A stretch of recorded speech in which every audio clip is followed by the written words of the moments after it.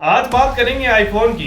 कुछ लोग बोल रहे हैं आईफोन छपरी चलाते हैं। हाँ भाई, मैं हूँ छपरी। आज के दिन यूथ को अपनी पहली क्रश से ज्यादा अपने आईफोन से प्यार है। तुम्हारे एंड्रॉइड के कैमरे को टक्कर देने के लिए हमारे एप्पल का आईफोन 6 ही काफी है। और हम कभी न्यूज में भी सुनते हैं कि कई लोग अपनी किडनी तक बेचने को तैयार हो जाते हैं आईफोन खरीदने के लिए। 4 साल की ईएमआई पर फोन लेना है, लेकिन लेना है आईफोन ही। और एक्साइटमेंट आईफोन खरीदने की नहीं होती, बल्कि उसकी अनबॉक्सिंग की वीडियो को रील के रूप में इंस्टाग्राम पे डालने की होती है। और आज के दिन यूथ आईफोन खरीदने को एक बहुत बड़ी उपलब्धि मानता है। और आईफोन का सबसे ज्यादा इस्तेमाल किया जाता है मिरर सेल्फी लेने के लिए। खुद की शक्ल नहीं दिखाएंगे, लेकिन आईफोन जरूर दिखाएंगे अपने फेस के आगे उसको। और आज के दिन सबसे बड़ा शौक बन गया है आईफोन लेना। नमस्कार साथियों, मैं आरुष डेला आप सबका स्वागत करता हूं आज की इस वीडियो में। आज की इस वीडियो में हम बात करेंगे एप्पल के बारे में, और एप्पल का एक प्रोडक्ट है आईफोन, उसके बारे में बात करेंगे। कैसे है कि आईफोन इतना फेमस हो चुका है आज के दिन इंडिया के यूथ में। क्यों लोग 1 लाख से महंगा फोन लेने के लिए तैयार हो जाते हैं, वो भी ईएमआई पे भी लेने के लिए। क्यों लोग अपनी सारी की सारी सेविंग बचाकर इस आईफोन पे खर्चा करते हैं। और जैसे ही नया फोन लॉन्च होता है तो बहुत बड़े बड़े लोग भी कतारों में खड़े हो जाते हैं किसी घंटों के लिए एक आईफोन को लेने के लिए। कि हाल ही में आईफोन 16 के लॉन्च पे एक न्यूज सामने आई। एक गाजीपुर का एक लड़का, तो इतने सारे पैसे लेकर आए हो तो किस लिए लेकर आए फोन? आईफोन खरीदने के लिए। आईफोन खरीदने? इसको पैसा आप दिए हैं या आप? हाँ बाबू जी, इसको पैसा आप दिए हैं? तो कह रहे हैं कि मंदिर में फूल बेचते हैं, ये सच बात है? फूलपति हम बेचीला भैया, ये खाली हमसे 3 दिन से ये खाना ना खाता हूँ। अच्छा, ये खाना नहीं उसकी खा माँ रहे? मंदिर के बाहर फूल पत्ते बेचती थी, लेकिन बच्चे ने जिद की, खाना छोड़ दिया कि अगर आईफोन नहीं मिला तो खाना नहीं खाएगा। इस जिद के कारण उसने फोन खरीदा। एप्पल हर साल इंडिया में सितंबर में अपना न्यू आईफोन लॉन्च करता है। अगर 2024 की रिपोर्ट माने तो 12 मिलियन आईफोन सेल्स किए थे एप्पल कंपनी ने इंडिया में 2024 में। और शॉकिंग न्यूज तो ये थी कि 60% जो आईफोन्स थे वो सारे के सारे ईएमआई पे थे। और इनकी सेल सबसे ज्यादा टियर 2 और टियर 3 सिटीज में थी। कैसे ये क्रेज इतना बड़ा है इंडिया के अंदर, आज की इस वीडियो में हम डिस्कस करेंगे। क्या इस आईफोन के अंदर सोना आता है या फिर कोई हीरे जवाहरात इसमें जड़े हुए आते हैं जो कि इतना महंगा है? क्या आप एप्पल को खरीदते हैं या फिर एप्पल आपको खरीदता है? आज की इस वीडियो में हम ये डिस्कस करेंगे। तो चलिए शुरू करते हैं आज की इस वीडियो को।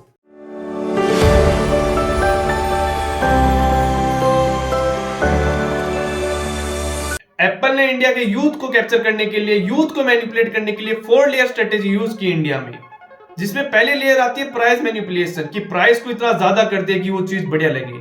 इंडिया के अंदर ये आज से ही नहीं, बहुत पहले से कॉन्सेप्ट चलता आ रहा है कि जो भी चीज महंगी होती है वो कहीं ना कहीं सबकॉन्शियसली हमको लगता है कि हाँ यार ये कुछ ना कुछ तो बढ़िया होगा। इसी को यूज करती हैं बड़ी बड़ी कार ब्रांड्स जैसे मर्सिडीज, ऑडी या बीएमडब्ल्यू। जितनी बड़ी बड़ी कार ब्रांड्स है वो सब इसी चीज को यूज करती हैं। नहीं सिर्फ ब्रांड के लोगों पे बहुत महंगी चीजें बेचती हैं। ये चीजें गाड़ियों में नहीं बल्कि कपड़ों में भी देखोगे आप कि एक कंपनी का लोगो लगते ही वो चीज 400 से सीधा 4000 की हो जाती है।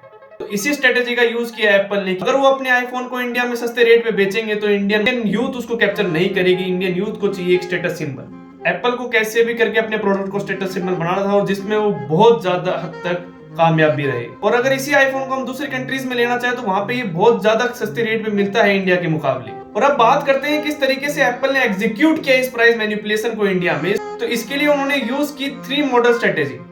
अगर आपने ऑब्जर्व किया हो तो एप्पल हर साल 3 प्रोडक्ट लॉन्च करता है अपने आईफोन, आईफोन प्रो और आईफोन प्रो मैक्स। किसी भी सीरीज के अंदर वो अपने 3 प्रोडक्ट्स को लॉन्च करता है। आपने सोचा ऐसा क्यों? इसको मैं आपको एक सिंपल एग्जांपल से समझाता हूं।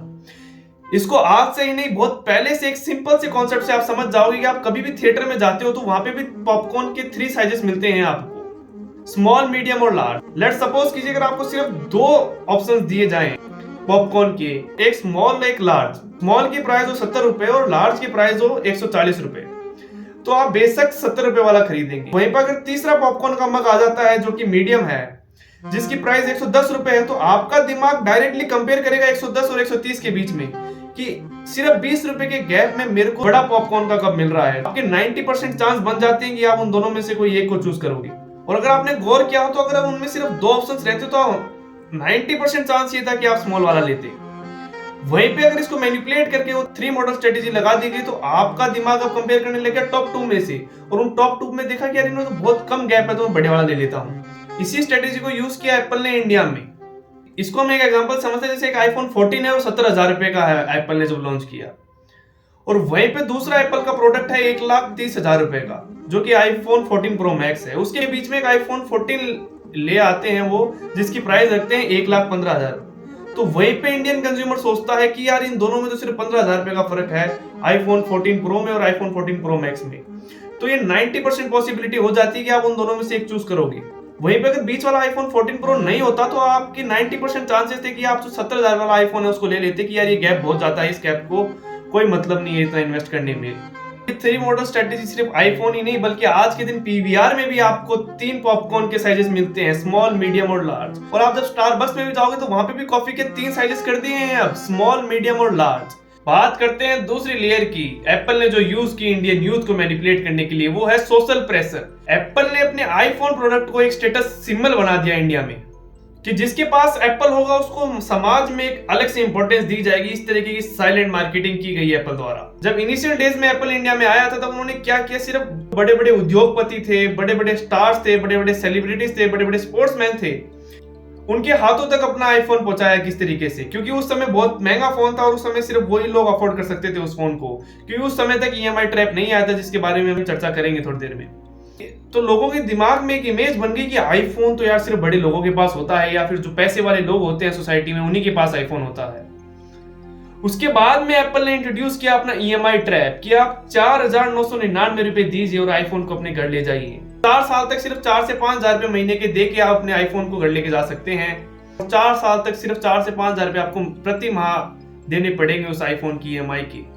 एक आम इंसान तो बड़ा खुश हुआ कि यार इतनी सस्ते में मेरे को आईफोन मिल गया, वाह, सिर्फ 5,000 रुपए दिए मेरे को आईफोन मिल गया, और अब धीरे धीरे इस फोन को 5,000 रुपए हम महीने के महीने चुकाते रहेंगे। लेकिन दोस्त, अगर आपकी बाइंग कैपेसिटी नहीं है, आपकी बाइंग पावर में फोन नहीं है, तो आप अपने फ्यूचर इनकम को स्टेक पे ला रहे हैं उस फोन के लिए। तो सोशल प्रेशर में आके लोग फंसे ईएमआई ट्रैप में। एप्पल ने देखा कि यार इंडिया में अपनी सेल्स इतनी ज्यादा नहीं है, कैसे बढ़ा सकते हैं इस सेल्स को। तो एप्पल ने दिमाग लगाया कि अगर हम इस फोन को ईएमआई पे दे देते हैं, बहुत कम डाउन पेमेंट में अगर फोन हम लोगों को एक्सेसिबल कर देते हैं, तो इंडिया के लोग भेड़ चाल में फंस जाएंगे और हमारे इस प्रोडक्ट को खरीद लेंगे और हमारे प्रोडक्ट की सेल 4 गुना हो जाएगी। 4 गुना नहीं दोस्तों, 35% से इंक्रीज की थी 2023 से 2024 में एप्पल की सेल्स। और भाइयों, ये ट्रूथ है, अगर आपकी सैलरी 50,000 है और आप 1.5 लाख रुपए का फोन खरीद रहे हैं, तो आप एक स्मार्ट बायर नहीं बल्कि एक इमोशनल बायर हैं। तो बात करते हैं तीसरी लेयर की जो एप्पल ने यूज की, वो है इकोसिस्टम ट्रैप। वो एप्पल ओनली भारत में नहीं बल्कि पूरी दुनिया में यूज करता है कि अगर एक बार आपने एप्पल यूज कर लिया तो आप उसके आदी हो जाएंगे। आप पहले एप्पल लेंगे, फिर मैकबुक लेंगे, फिर आईपैड लेंगे, उसके बाद में आप एप्पल वॉच लेंगे, उसके बाद में एयरपोर्ट्स लेंगे। इसी तरीके से आप अपना पूरा इकोसिस्टम बनाना चाहेंगे। ये इंसान 2 कारण से करता है, एक तो स्टेटस सिंबल की कि यार मेरे पास पूरी एप्पल की चेन है, दूसरा वो करता है कि वो आदी हो जाता है, वो मजबूर हो जाता है। एप्पल वॉच जो है वो एप्पल फोन से ही एक्सेसिबल होती है, और एप्पल आईपैड जो है वो आपके आईफोन से बहुत जल्दी आराम से कनेक्ट हो जाता है, बहुत जल्दी उसमें डाटा ट्रांसफर हो जाता है। एयर ड्रॉप आप कर सकते हैं, फेस टाइम ओनली आप तभी कर सकते हैं जब दोनों इंसानों के पास आईफोन हो। अगर एक बार कोई इंसान इस एप्पल के इकोसिस्टम में फंस गया तो वो चाहकर भी उससे बाहर नहीं आ सकता, चाहकर भी OnePlus और Samsung पे शिफ्ट नहीं हो सकता वो इंसान। ये एप्पल की एक बहुत मास्टरमाइंड स्ट्रेटेजी है जो कि वो अपनी मार्केटिंग में और अपने प्रोडक्ट की लॉन्गेटिविटी को बढ़ाने के लिए करते हैं। और जो चौथी लेयर जो एप्पल ने यूज की वो है फ्यूचर प्रोग्रामिंग। इसको मैं आपको एक एग्जांपल से समझाता हूँ। क्लास 11th में मैं एक कोचिंग इंस्टीट्यूट में जाता था। वहां पे एक स्टूडेंट थी जो डाउट सेशन में हमारे टीचर को कह रही थी कि सर आपने जो नोट्स भेजे थे वो मेरे मोबाइल में खुल नहीं रहे हैं, मेरे पास iOS है। सर ने कहा तो आपने किसी दूसरे एंड्रॉइड फोन में आप उसको भेज के खोल लीजिए, जब सभी बच्चों का खुल रहा तो आपका भी खुल जाएगा। तो उसने सर को जवाब दिया जिससे हमको भी थोड़ा ऐसे लगा यार वाह यार क्या अमीर इंसान है। उसने कहा कि मेरे पास दूसरा एंड्रॉइड फोन नहीं है। तो सर ने कहा यार किसी के पास तो होगा, मम्मी के पास, पापा के पास, किसी के पास भी उसमें आप खोल सकते हो, भाई के पास। तो स्टूडेंट ने जवाब दिया सर को कि हमारे पूरी फैमिली में ओनली आईफोन है, मैकबुक है और ये आईपैड है। उस एग्जांपल से हम पिछले पॉइंट को भी समझ सकते हैं इकोसिस्टम वाले को, और इस वाले पॉइंट को समझ सकते हैं कि फ्यूचर प्रोग्रामिंग कितनी शानदार कर रहा है एप्पल, कि यंग जनरेशन को ही ट्रैप कर लेते हैं, और यंग जनरेशन को ट्रैप कर लिया तो जिंदगी भर के लिए उनके लॉयल कस्टमर्स रहेंगे और उनकी जो कंपनी है वो बहुत आगे तक जाएगी। तो आपने कभी एप्पल का स्टोर विजिट किया होगा तो आपने ऑब्जर्व किया होगा कि वो नए जनरेशन के टेम्पल से कम नहीं है। एकदम पीसफुल व्हाइट दीवारें सारी की सारी और एकदम शांत माहौल, उसमें सारे के सारे गैजेट्स रखे हुए हैं जिसको इजीली कोई भी बच्चा या कोई भी इंसान एक्सेस कर सकता है और उसको फील कर सकता है। एक बार आपको फीलिंग दे दी तो आपके दिमाग में मैनिफेस्ट होने लग जाता है और आप उसको सबकॉन्शियसली खरीदने के लिए रेडी हो जाते हैं। और एप्पल कंपनी का सेलिंग मॉडल बहुत शानदार है। इन्होंने कभी भी एग्रेसिव सेलिंग नहीं किया, आपने देखा हो तो। ये कभी भी पुश नहीं करते कि आपको क्या हमारा एप्पल खरीदिए या हमारे किसी प्रोडक्ट को खरीदिए। ये आपको गाइड करते हैं कि आपको क्या लेना चाहिए, क्या नहीं लेना चाहिए। और इस कंपैरिजन को इतनी शानदार तरीके से करते हैं, इतनी बखूबी से करते हैं कि आपको अपने प्रोडक्ट को साइलेंटली प्रमोट भी कर देते हैं और आपको पता भी नहीं लगता उस बात का। ये मार्केटिंग सीखने के लिए तो बहुत अच्छा है, लेकिन एज ए कंज्यूमर हमारे लिए अच्छा नहीं है, क्योंकि ये हमको मैनिपुलेट करता है एक तरीके से। अगर हम एप्पल कंपनी को एज ए बिजनेस देखें तो ये बहुत बड़ा बिजनेस है, इससे हम बहुत कुछ सीख सकते हैं। इसके ऊपर एक डेडिकेटेड केस स्टडी हमारे चैनल पे बाद में अपलोड होगी। एप्पल कंपनी की जो नेटवर्थ है वो 3.6 ट्रिलियन है, जो कि रशिया जैसे 5 बड़े देश को ही मिला ले तो उनकी जीडीपी के बराबर नहीं होती। लेकिन एज ए कंज्यूमर जो हमको मैनिपुलेट किया जा रहा है, तो उससे हमको थोड़ा सावधान रहना है। अगर हमारी बाइंग कैपेसिटी में वो फोन नहीं है, आईफोन नहीं है, या फिर एप्पल का कोई भी गैजेट या किसी भी कंपनी का कोई भी महंगा गैजेट हमारी बाइंग कैपेसिटी में नहीं है, तो उसको हमको अवॉइड करना चाहिए। जिस दिन हमारी बाइंग कैपेसिटी में, उस दिन हमको आराम से जाके खरीद सकते हैं। आज के इस वीडियो में हमने डिस्कस किए 4 लेयर्स जो कि एप्पल कंपनी यूज करती है इंडियन यूथ को मैनिपुलेट करने के लिए या प्रोडक्ट्स को सेल करने के लिए। जिसमें हमने सबसे पहले डिस्कस किया था प्राइस मैनिपुलेशन की। वो अपने प्रोडक्ट के प्राइस को इतना महंगा कर देते हैं कि ऑटोमेटिकली सबकॉन्शियसली इंसान को लगता है कि यार ये तो बहुत अच्छी क्वालिटी का होगा या फिर ये बहुत अच्छा होगा। दूसरे पॉइंट में हमने डिस्कस किया था कि सोशल प्रेशर, कि सोशल प्रेशर इस तरीके का क्रिएट कर देते हैं कि एप्पल को उन्होंने स्टेटस सिंबल बना दिया कि जिसके पास 3 कैमरे वाला फोन है वो अलग से उसकी पहचान होगी किसी भी ग्रुप में या सोसाइटी में।